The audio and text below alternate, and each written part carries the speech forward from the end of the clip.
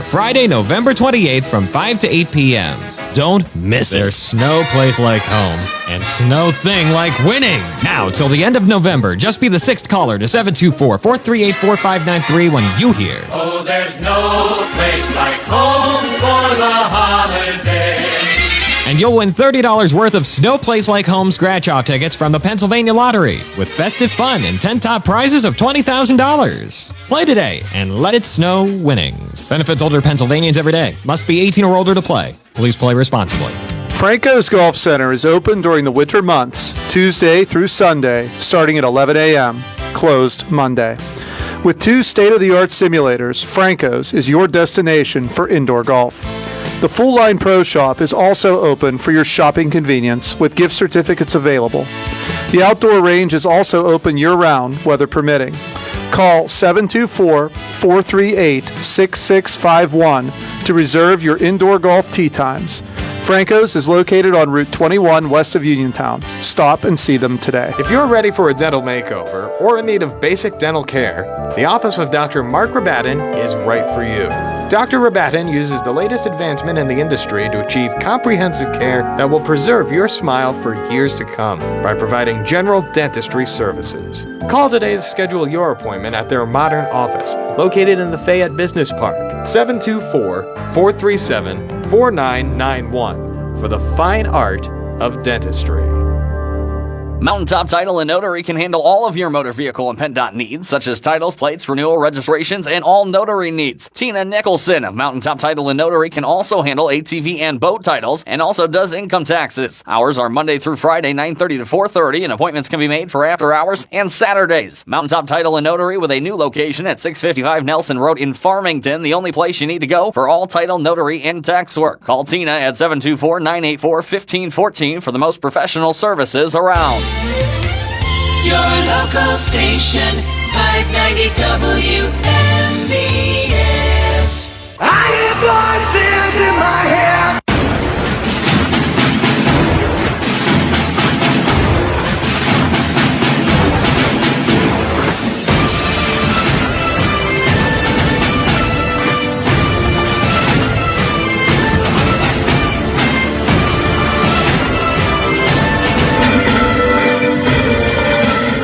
Hello and welcome, everyone.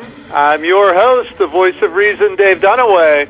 It's Monday, November 24th, 2025, and you're listening to a very special edition of The Sports Voice.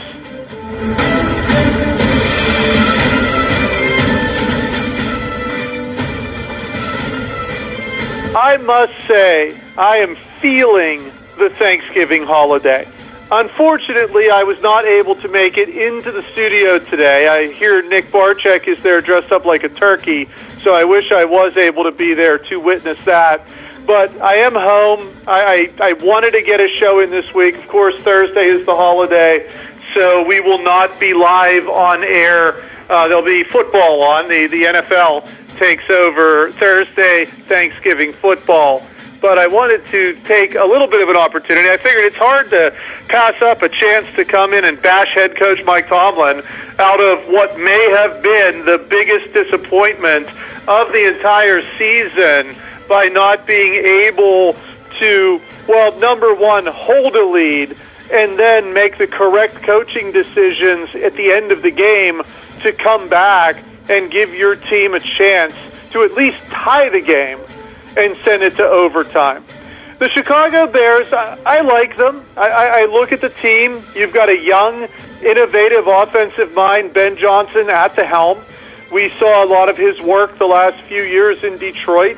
Very high-powered, high-octane offense led by Jared Goff, who was kind of left for dead when Dan Campbell and Ben Johnson arrived in Detroit, but they resurrected his career. And maybe doing the same thing for Caleb Williams. So a lot of people saying after his rookie year that he didn't look like he deserved to be the first overall pick in the draft. And he makes mistakes. So we saw the strip sack and the fumble that turned into a touchdown for the Steelers yesterday. But he also had 3 touchdowns through the air. And that's something that's almost unheard of, having the opportunity to see for the Pittsburgh Steelers. Mason Rudolph was the quarterback yesterday. The decision was made, well, it was reported yesterday morning. Tomlin said he made the decision Saturday night. But in the end, you can blame Mason Rudolph all you want, but it wasn't Mason Rudolph's fault. Mason Rudolph tries to execute the garbage plays that are called, and in the end, I've harped on this time and time and time again, you're not going to win anything significant with this offense in 2025. It just doesn't happen. That outdated approach just isn't going to work. And when you look at the football that's played in today's NFL, the teams that are excelling at this point are the teams that are innovative, the teams that are creative, the teams that have adapted to this high-powered offense, like the Chicago Bears, like the Rams in Los Angeles. Matt Stafford's only 4 years younger than Aaron Rodgers, yet he heaves the ball all over the field. They barely ran the ball last night and blew out the Tampa Bay Buccaneers. How about New England? Josh McDaniels embracing the stud that he has in Drake May, the best team in football right now. The New England Patriots get another win yesterday over Cincinnati, and before you make fun of the fact that they barely beat Cincinnati, don't forget your Pittsburgh Steelers lost to Cincinnati and Joe Flacco earlier this year. The New England Patriots are there, and teams that don't necessarily embrace it, they struggle. Oh, they're around. Look at Buffalo. Buffalo, for years, has had one of the perennial quarterbacks in the NFL. They haven't won anything. They haven't won a Super Bowl. I mean, they make the playoffs. They win a little bit there. But Sean McDermott, not necessarily innovative in big games. You could say the same thing about John Harbaugh for when Baltimore makes it to the playoffs. So you have this outdated approach. You get so far, but then it just comes to an end. Andy Reid has transformed himself with Patrick Mahomes and Kelsey, and you see he adapted to what the league looked like, and he ended up winning a few Super Bowls as a result. Same thing in Philadelphia, who I know is struggling immensely right now, but they won the Super Bowl last year. So when you start to look at what's here in Pittsburgh, you've got a stale offense. You've got an overpaid, over-the-hill defense that every once in a while will make a play, like T.J. Watt. That was one of his only tackles that he had. The only impact that he made in that game was that strip sack in the end zone on Caleb Williams. It'll take you so far, but then it all comes crashing down. And you saw the Steelers come out with a decent game plan at the beginning. Chicago figured out what they were doing, made adjustments. Pittsburgh made none. And you saw how the rest of the game progressed from that point on. You can look at film all you want through the week, but a good team, a smart team, is going to realize what you've done, and they're going to throw something at you that you don't expect. Do you have guys that can adjust? Do you have players that can change from the game plan that was thrown out? Because I'm starting to question whether they can. I know a lot of the blame goes on Mike Tomlin. Can these players figure out how to make an adjustment? If he tries to put them in a different position that they didn't practice all week, will they know what to do? That is a big question that now I'm trying to figure out, because I can't imagine, even Mike Tomlin, as stubborn and stale as he is, I can't imagine that he wants to go out and lose like this to a team like Chicago. Are the players incapable of doing anything different than what they've done all week? Can they, on the fly, make an adjustment? Has Tomlin tried and failed, or is it just him that gets to a point where nothing's going to change regardless of what's coming at you in the other direction? Aaron Rodgers didn't play. Didn't hear if it was his decision or the team's decision. I'm guessing it was probably his decision. He'll rest up. He'll be ready for Buffalo this Sunday. I would guarantee you're going to see Aaron Rodgers in that game. As far as other Steelers whining and crying in and out, Porter, Highsmith, who knows? It's too early in the week to start looking at injury reports. But in the end, it shouldn't matter what the injuries are. They either come in with a plan to beat Buffalo and then make adjustments when it doesn't work, or they go in with a plan and execute it as best they can for the entire game, regardless of what Buffalo's doing on the other side. Is this going to be a Josh Allen performance like what we saw against Houston on Thursday night? Or is this going to be a 6-touchdown performance like what we saw out of Josh Allen 2 weeks ago? I'm guessing it's more along the lines of what we said in the latter, because I can't imagine Pittsburgh having an answer with the way they play on defense. When you look at the offense, yeah, there are a lot of questions. I mean, the Steelers were running the ball pretty well early in this game and then abandoned it for whatever reason. They're throwing not exactly what I would call high percentage passes. You've got guys dropping balls. You've got bad penalties. I mean, it's the same old story for the Pittsburgh Steelers offense. On defense, once again, you don't have anyone that has 10 tackles. The closest you got to it was Jalen Ramsey at 9. The next closest was Kyle Duggar at 6. Oh, and by the way, everyone who had all this praise for Kyle Duggar, I heard J.J. Watt, who was on the broadcast, Duggar broke up a play. First of all, Duggar's out there covering no one. Anyone in the league can do that. Minka Fitzpatrick did that for years. Now, at least Duggar's in the same zip code as all of the other players when he's doing it, but he has no responsibility out there. I'm telling you, you could put anyone, you could put James Pierre out there with no responsibility, and he would look good in that position. It's just like Watt and Highsmith. They have no responsibility. Their only job is to rush the quarterback. Every snap, that's what they do. Yeah, you should rack up a ton of sacks. Watt has 7. Myles Garrett has 18, just to let you know how that money grub was working. So you have Duggar out there covering no one, and he does something. Then you put him on Luther Burden, and Burden blows right past him down the field. He can't cover anyone. I've said this for weeks. I watched it for years in New England. Don't overrate the players on this team because they do not deserve it. When you get to the end, certainly un-Tomlin-like. I thought for sure Boswell was going to get paraded out there to kick a 60-plus yard field goal. And honestly, that might have been the best decision to make at that point. Of course, they try to go for it, and some great calls on going for it on 4th down, especially the first time when they handed it to Connor Hayward, of all people, who looked like the Statue of Liberty standing upright, trying to get a first down on 4th and 1. I still think Aaron Rodgers called the next one that produced quite a bit of yardage. And then, of course, the ball tipped at the line on Rudolph at the very end. I wasn't surprised by this. I saw this coming. I'm sure a bunch of people out there, especially in this area, were shocked by what happened. And honestly, the Chicago Bears, they're probably a year ahead of their time. New England, I think, is 2, but look where they are. That's what happens when you take chances.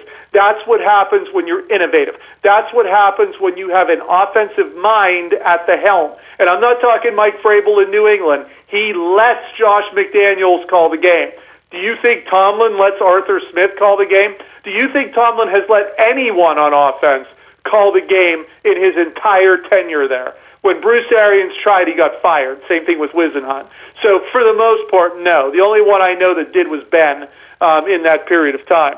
So taking a step back and looking at what you have, it's going to be the same thing week after week after week. Do you think that offensive game plan is going to change for Buffalo? Do you think the defensive game plan is going to change for Buffalo? Have either changed all year? Even if you do get a modicum of success out of something that you do, it'll be abandoned 2 or 3 series later, and it'll go right back to default, trying to run out the clock in the middle of the first quarter because you think you could parade Boswell out there 15 times and he's going to kick 15 field goals, and that's going to be enough to win. Actually, if he does that many, it just might be, but I'll bet it's still close if that's the case. That's my take on what I saw yesterday. Nick might have a different take, maybe a more positive take than that. But to me, this is a team going nowhere fast. The only thing I hope is they somehow win that division and get in the playoffs, because I don't want to see them on the outside saying, well, what if this and what if this and what if this. I want to see them at home as the number 4 seed getting annihilated by whoever the 5 is, whether it be Buffalo, Kansas City. It doesn't matter who it is. It will be an absolute destruction if that's the case. Nick, did I miss anything? Did you see anything that I didn't see in that game? No, I think you got it for the most part, Dave. And yeah, I mean, the Bears right now, you're right, they're ahead of schedule. They're a team that has a young up-and-coming quarterback and a young up-and-coming head coach, and the Steelers are the precise opposite of that. So I thought there were some bright spots. I mean, obviously the strip sack, getting the touchdown there, Juan Herbig on defense. So the defense always has to get a score. That's usually how they win. The defense gets a score. But they got one yesterday and were not able to get the win. The fake tush push, the 55-yard Gainwell run, I thought that was clever. But the cleverness on offense is few and far between, and I'm sure they're going to blame Rudolph. It's hard to win on the road. It's hard to win with a backup quarterback on the road especially, but Rudolph was not their issue yesterday, and basically the offense that Rudolph was running yesterday was the same one Rodgers has been running all year. I mean, any quarterback could run that elementary-style offense, so... Yeah, it is what it is. You lost to a better team on the road with a backup quarterback. I'm not that shocked by the outcome. And, you're now 6-5 playing two teams that are a Buffalo team that's better than you with a better quarterback, even though they just lost to Houston. And then you have Baltimore, who's on the ascent while the Steelers are not. So, if they can split these next two, I think that'd be a miracle, frankly, Dave. It's amazing because not all that long ago, people literally handed this division to the Pittsburgh Steelers. There's no way. Jackson's hurt. Burrow's out forever.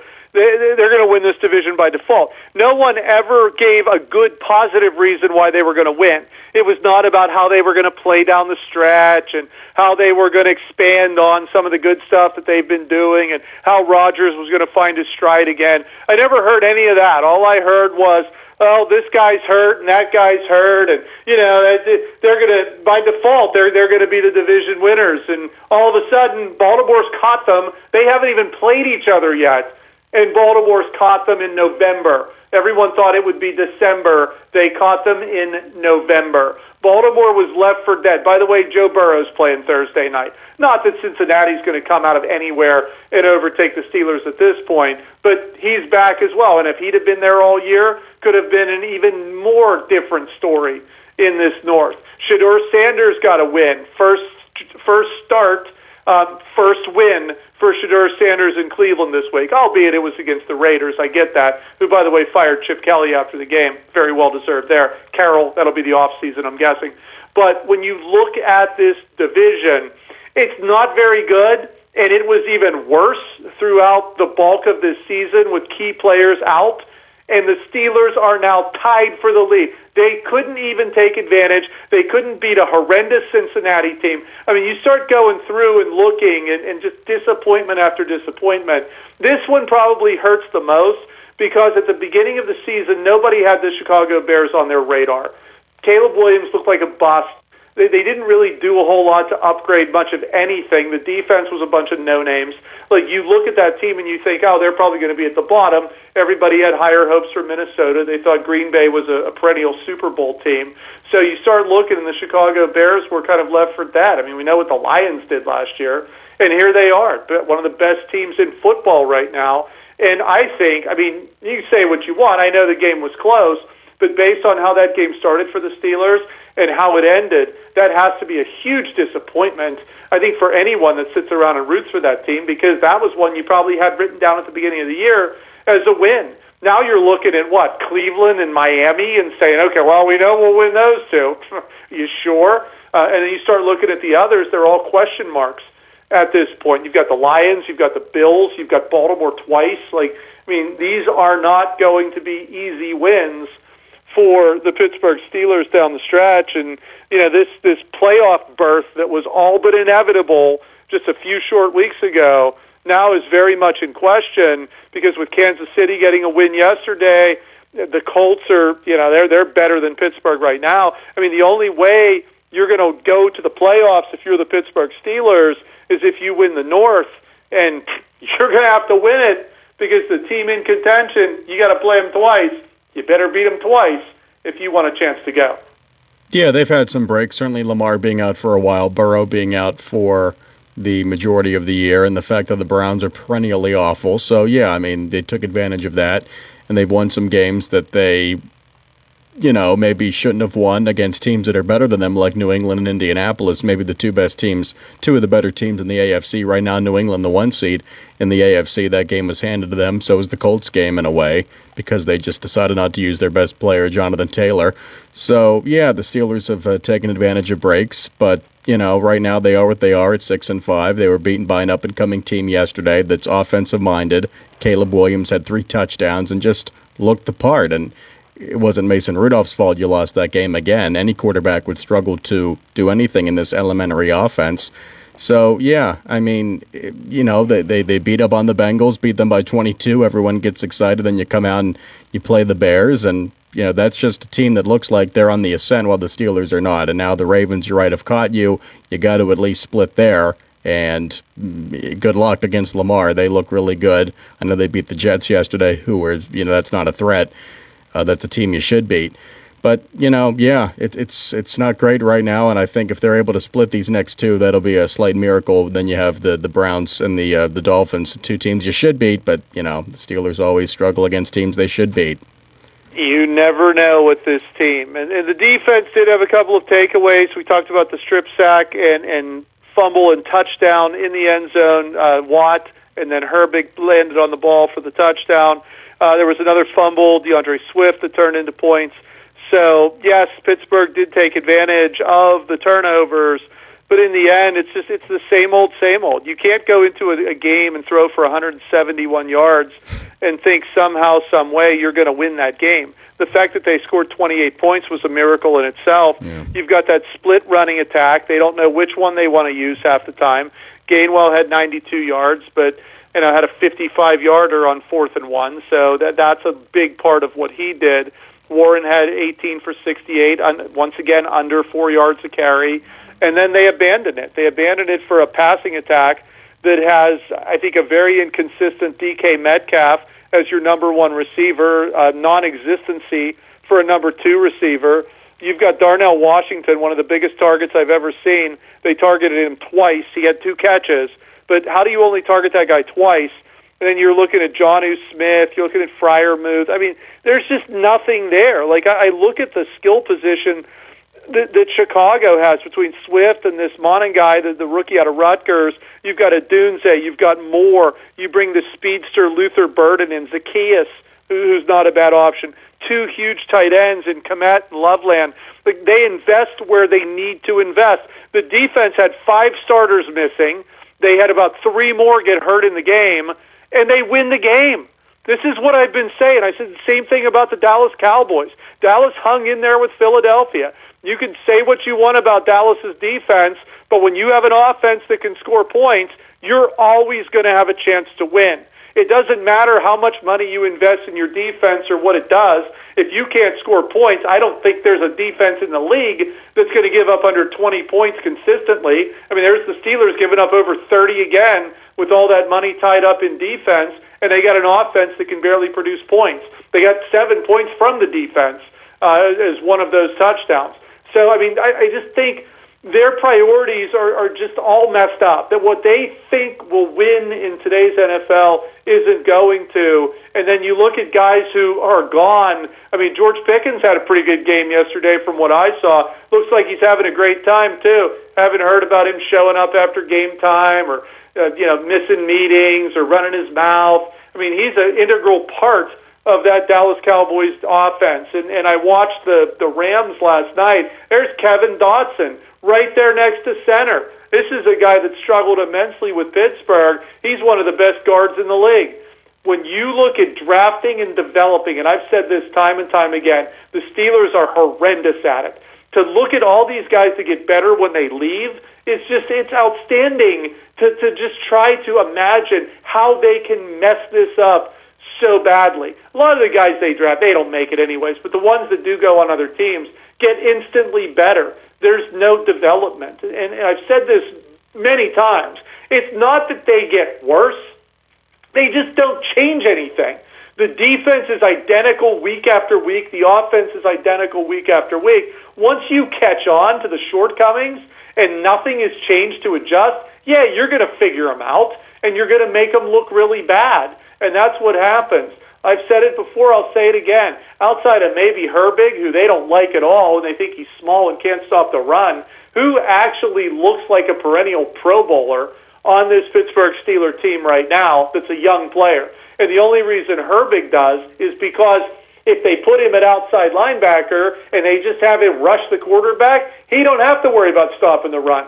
He don't have to worry about doing anything else because that's all he does. There's no responsibility. So maybe he can make the Pro Bowl as a pass rusher only. I can't see any other young player on this team that's made any strides whatsoever. Look at the rookie class this year. We haven't heard Harmon's name in weeks. Caleb Johnson can barely find the field. Will Howard is if he does last in the NFL more than a year or two, a perennial backup. I mean, there's nobody. You go back to the last year, the year before, most of these guys are gone. There's no young players that are contributing factors to this team. They want to spend a ton of money on old guys, and then they can't figure out why in a big game they can't win.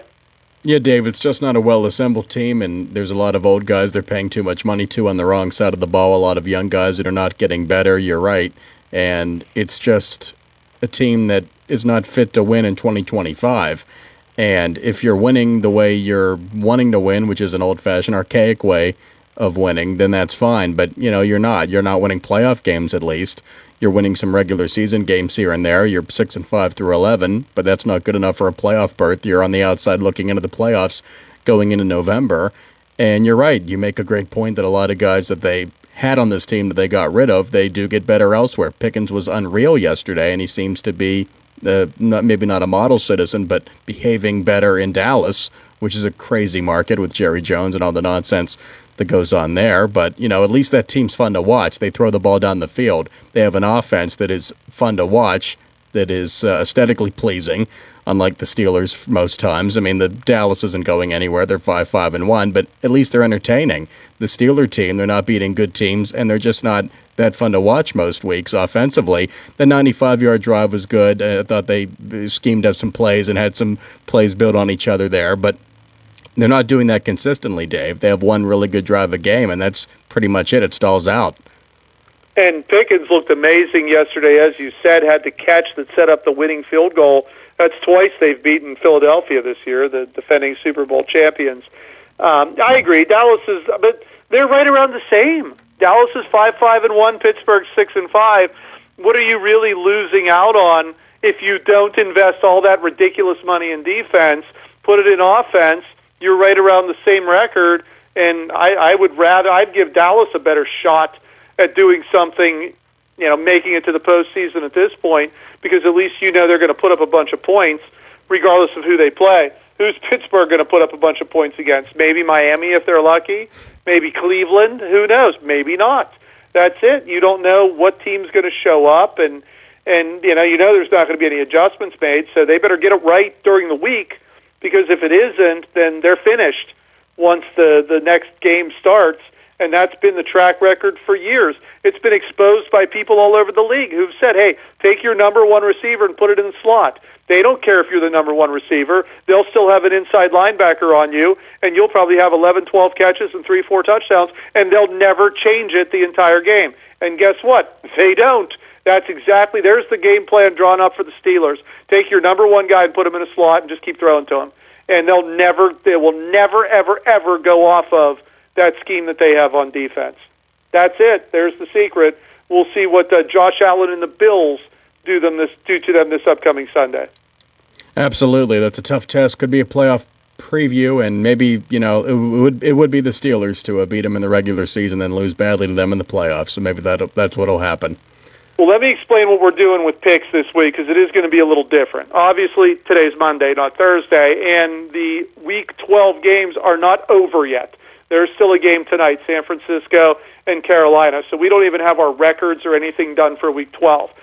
On Wednesday, everyone should have their picks made, even though there's not going to be a show on Thursday. So check the WMBS Facebook page. Probably by evening or so, we should have the picks up so you'll know who everyone picked. Since Nick and I are used to picking on the radio or TV if I'm there, we're going to do that for you right now, even though it's a tad bit early. So we could always make, some decision that changes our mind by Wednesday. So this is like the teaser pick. This is the pre-pick. It's the only one we're going to make for Week 13. Right now, the early odds are Buffalo on the road in Pittsburgh. This is a 4:25 game on Sunday. Buffalo's favored by 4. I'll let you go first. Yeah, I mean, Buffalo, they're going to be in a bad mood after losing to Houston. They're an up-and-down team. They play up for big games, and this is a pretty big game, 4:25 against Pittsburgh. Aaron Rodgers most likely will play. I mean, I don't see any way he doesn't. I'm sure he was upset he couldn't play yesterday, but I think Josh Allen comes in. They really are not a good team without Allen. I mean, if you take him away, I don't think they don't amaze you defensively or with their skill guys, but I think Allen is that good. I think he comes in and can win this game by a touchdown or more, so give me Buffalo, Dave. Yeah, I mean, I look at Buffalo, and I see the same thing you see. I do like James Cook. I think a really good running back that you don't hear a lot about because of everything that Josh Allen does there. They've got some competent receivers. They've got Dalton Kincaid at tight end. There's some talent. There's speed. That might be the most important piece. When you look at Shakir, and if they can ever get Keon Coleman's head on straight, there's a lot of speed on that Buffalo receiving core. That could be the major undoing for the Pittsburgh Steelers at that point because they're not going to double anybody. They'll have guys covering one-on-one. If Porter's able to play, he'll probably be one-on-one with Shakir. They'll try Slay one-on-one with whoever's on the other side. Like, nothing will change. There will be no adjustments made to scheme or anything else. It's going to be the exact same defense. Honestly, Buffalo could be spotted in Pittsburgh 40, and I'd probably still take Buffalo in this game. If they would have won on Thursday, I might have thought about it for a second or two because you just can't envision Pittsburgh losing 3 in a row, and I don't think there's a chance of them beating Baltimore the first time around. But based on how that game went Thursday night, Buffalo, like you said, is going to be super angry with something to prove. It's a 4:25. It's a game of the week. It's a big game. I'm taking the Buffalo Bills in this one by at least 10. I'll say 34-24 when it's all said and done. I'll spot Rodgers a couple touchdowns. He'll be hungry coming back in, looking to do something. Well, there you have it, everyone. There's our first pick. It's a teaser. So like I said, it might change on Wednesday. It's not changing for me. I doubt it's going to change for Nick either. So at least you know who we're picking next week, and it's certainly not your Pittsburgh Steelers.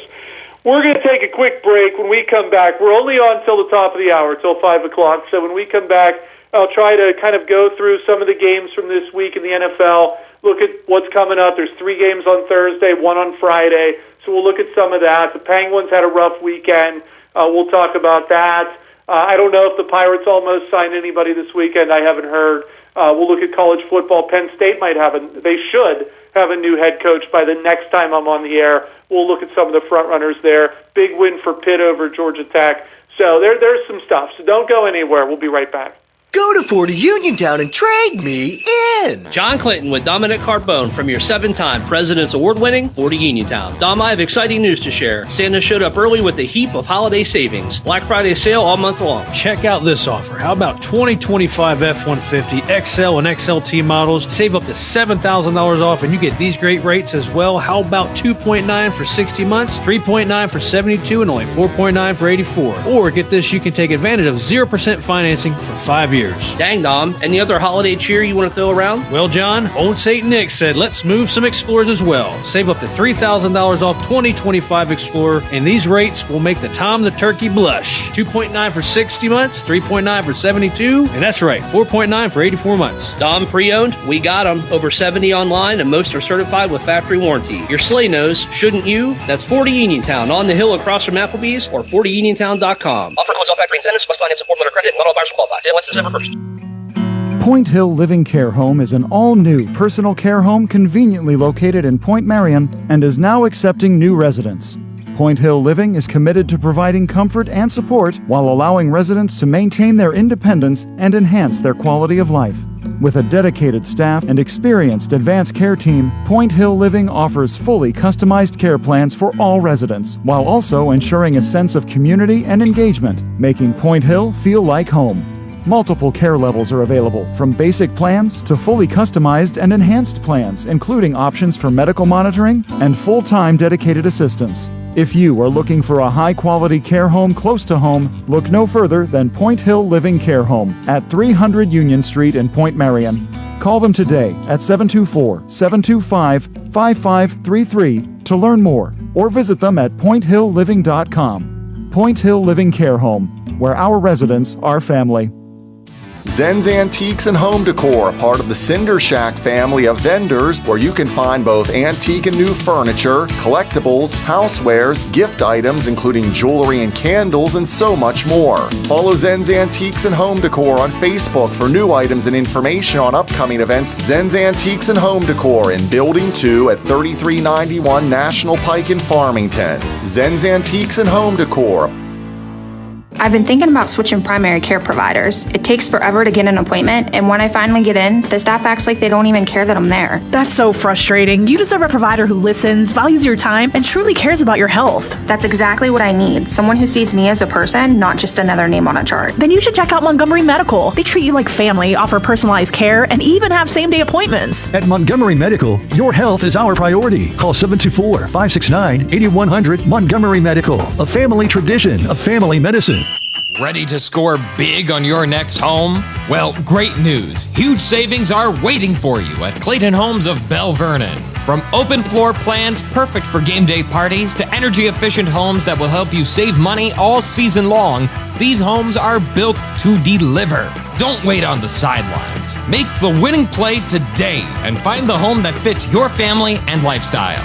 Visit Clayton Homes of Bell Vernon at 4500 Route 51. Your local station, WMBS.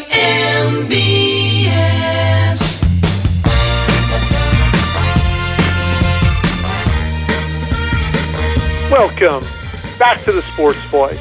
If you just turned on the radio and you're wondering, why is Dave on? It's Monday. Well, that's because this week is Thanksgiving week, and there's no possible way I could have a show on Thursday. So I decided there was some time on Monday. Let's try Monday. Years ago, I was on Monday. I like Thursday better because here I am on Monday. We're trying to talk about the NFL. There's still a game that needs to be played for this past week. And Thursday, I'm set. I'm ready. The odds are all out. It just kind of leads us into our picks, leads us into football, at least during the fall. I love being on Thursdays and through the rest of the year as well. But it is nice to kind of go back, be here on a Monday, and just kind of take a fresh look at the week, a short week, probably work week for a lot of you out there. Hopefully you get to enjoy the holiday and just relax for a little bit and think about all the great things you have in your life and give thanks for that. That's what it's all about. And, of course, eat turkey and watch football because that's pretty much what we do on Thanksgiving. And a great slate of football games. A lot of times on Thanksgiving you're like, the Lions. And the Lions a lot of times are bad. And you're like, they're playing some nobody. And then the Cowboys, because, that's the tradition that you have those teams. But these are really good games. Like, I'm very excited for what's coming up on Thursday. We kick it off with the Packers and the Lions. That is an instant classic, I think, waiting to happen. You start talking about that NFC North. Green Bay's 7-3-1. The Lions are 7-4. They're both hot on the heels of Chicago. That's a great matchup for 1 o'clock on Thanksgiving. And then at 4:30, you've got the Chiefs and the Cowboys. The Cowboys coming off a big win against the defending Super Bowl champion Philadelphia Eagles. The Chiefs a big win over the Indianapolis Colts yesterday.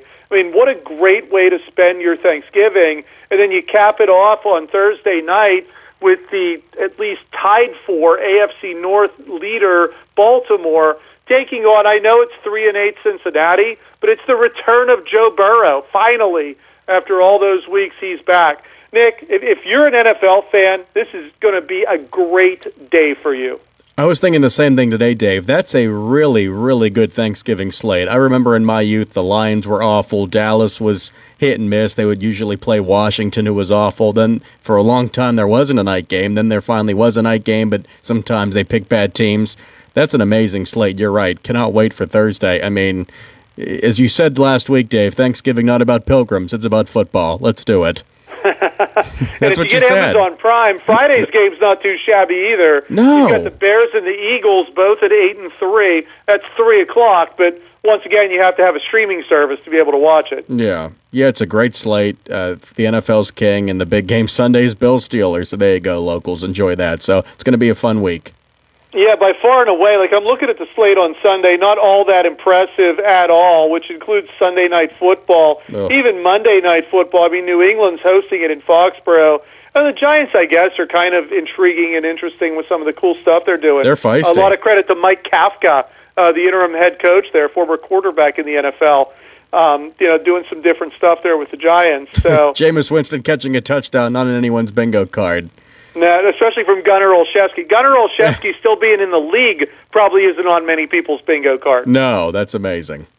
Some big news in the NFL today. Apparently the Cleveland Browns cleared Dylan Gabriel, but yet said Shedeur Sanders will stay quarterback number 1. They've got the 49ers coming up next week, and Justin Tucker might be back, Nick. Wow. Warn the massage parlors around New Orleans.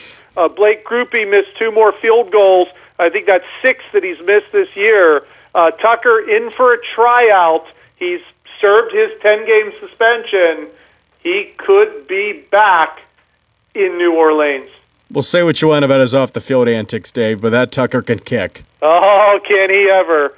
That guy was a staple on my fantasy football teams for the better part of a decade. Justin Tucker might be back. And if you watched the New England game, or at least heard what happened, their first-round pick, number 4 overall, Will Campbell, looked bad, got carted off. New England's saying today they're very optimistic he'll be back before this year is over. So pretty good, I guess, very optimistic as far as the news there. The Giants fired their defensive coordinator. The Raiders fired their offensive coordinator. A lot happening, and J.J. McCarthy's in concussion protocol. Can't wait to see who the quarterback's going to be in Minnesota this week. A lot going on, Nick. Dave, we don't want to be mean, but J.J. McCarthy, I mean, he's unplayable. He may be the worst quarterback I've ever seen play in an NFL game. Is he worse than Duck Hodges?